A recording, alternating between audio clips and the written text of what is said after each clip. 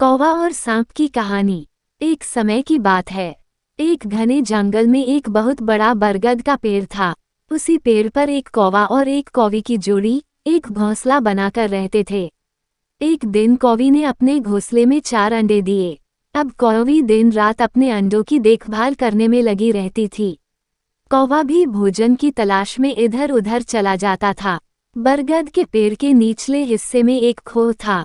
उस खोह में एक खतरनाक और जहरीला सांप रहता था। एक दिन सांप ने मौका देखकर कौवे के घोंसले तक जा पहुंचा। उस समय कौवी अपने घोंसले में बैठकर अंडों की देखभाल कर रही थी।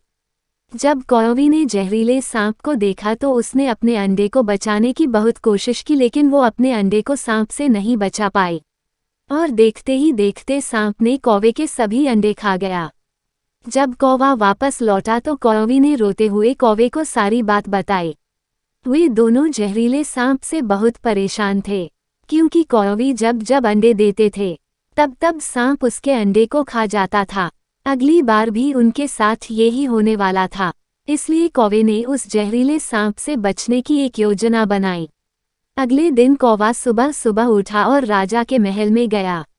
उस समय रानी स्नान कर रही थी और गले से हार निकालकर सोफे पर रख दी थी। और कौवे ने मौका पाकर रानी का गले हार चुराकर उड़ने लगा। ये देखकर रानी जोर जोर से चिल्लाई, अरे सैनिकों, पकड़ो पकड़ो उस कौवे को, देखो वो मेरा कीमती गले हार चुराकर भागा जा रहा है। रानी ने सैनिकों से कहा, कैसे भी करके मुझे मेरा हार वापस लाकर दो, नहीं तो मैं तुम सबका सिर कटवा दूंगी।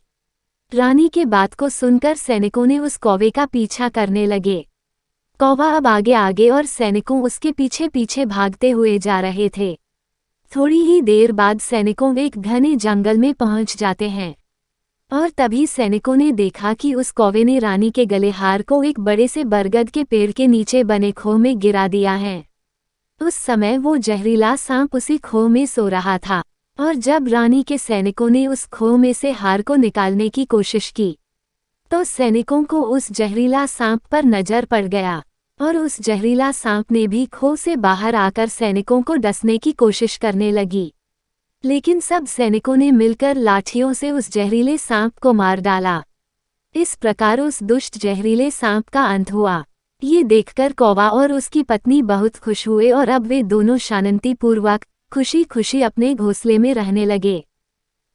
Please subscribe, like and share my YouTube channel SDBM Entertainment.